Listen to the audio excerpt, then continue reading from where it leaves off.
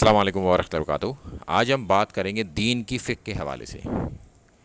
یہ فقہ کہتے ہیں ٹرو انڈرسٹینڈنگ، یعنی کہ سمجھ بوجھ۔ اب یہ دین کی سمجھ بوجھ کیا ہے؟ قرآن و سنہ کی سمجھ بوجھ۔ اب یہ فقہ حنفیہ یا فقہ مالکی، فقہ شافعی یا فقہ جعفریہ یا فقہ حنبلی یا دیگر کوئی بھی فقہ اس سے متعلق نہیں ہے۔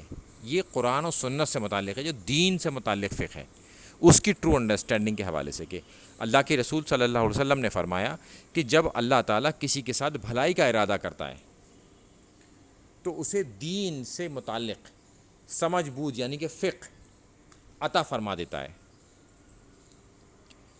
تو جب اللہ تعالیٰ کسی کے ساتھ بھلائی کرنا چاہتا ہے تو وہ مدرسہ دیوبند کا سرٹیفکیٹ نہیں دلواتا کہ یہ جو ہے نا مدرسہ دیوبند کا یہ سرٹیفکیٹ ہے مفتی ہونے کا آپ کے، یا عالم ہونے کا، یا بریلوی فرقے کا ہے، یا فرقہ اہل حدیث کا ہے، یا شیعہ فرقے کی یہ آپ کو ڈگری دلاتا ہے۔ وہ فقہ عطا فرماتا ہے، اس کی کوئی ڈگری نہیں ہوتی۔ اکثر لوگوں کو کہتے ہو سنا ہوگا نا آپ کے پاس کیا ڈگری ہے؟ تو اللہ تعالیٰ جب ارادہ کرتا ہے نا تو کسی بھی آدمی کو، اللہ جس کو چاہے اسے چن لے، اسے اس کی ٹرو انڈرسٹینڈنگ دے دیتا ہے۔ اور ہمارے پاس ٹرو انڈرسٹینڈنگ کس فارم میں موجود ہے؟ وہ ہے قرآن و سنت کی فارم میں۔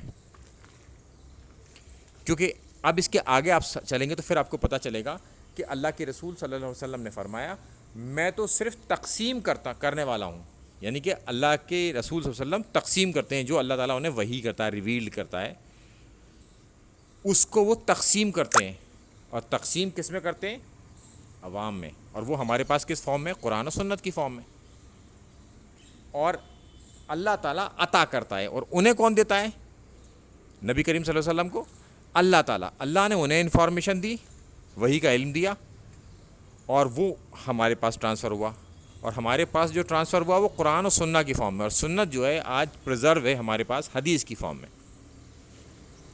تو اس سے ہم اپنی چیزوں کو اخذ کریں گے، نہ کہ فقہ حنفیہ سے، فقہ جعفریہ سے، فقہ مالکی، فقہ شافعی یا فقہ حنبلیہ سے۔ ان سے ہمیں نہیں اخذ کرنا، دین اخذ کرنا ہے قرآن و سنت سے۔ یہ دین میں حجت ہیں۔ اور اس میں جو الفاظ لکھے ہوئے ہیں نا، علم بریکٹ کے اندر، اور پھر ہے فہم، تو یہ جو جس نے ترجمہ کیا ہے نا، یہ اس نے اس میں ڈال دیے ہیں کہ کہیں کوئی غلط مطلب نہ نکال لے اس کا۔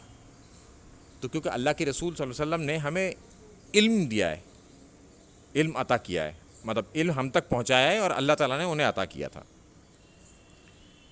یہ کہنے کا اس میں یہاں سے مقصد ہے۔ کبھی اس سے بھی کوئی لوگ آرگومنٹ پکڑ لیتے ہیں کہ یہ تو بریکٹ کا حصہ، یہ سمجھانے کا طریقہ ہے کہ جس نے اس کا ترجمہ کیا اس نے کیا سمجھا اور کیا بیسٹ مطلب تھا، کیونکہ اللہ کے رسول صلی اللہ علیہ وسلم کوئی مال دولت اور کوئی دیگر چیز تو چھوڑ کے نہیں گئے تھے، وہ قرآن و سنت ہی چھوڑ کے گئے تھے۔ تو وہی اللہ تعالیٰ نے انہیں عطا کیا تھا، اور انہوں نے ہم تک پہنچایا، یعنی کہ امت تک پہنچایا، اور امت کا کام ہے اب یہ قیامت تک لے کے آگے چلے۔ السلام علیکم ورحمۃ اللہ وبرکاتہ۔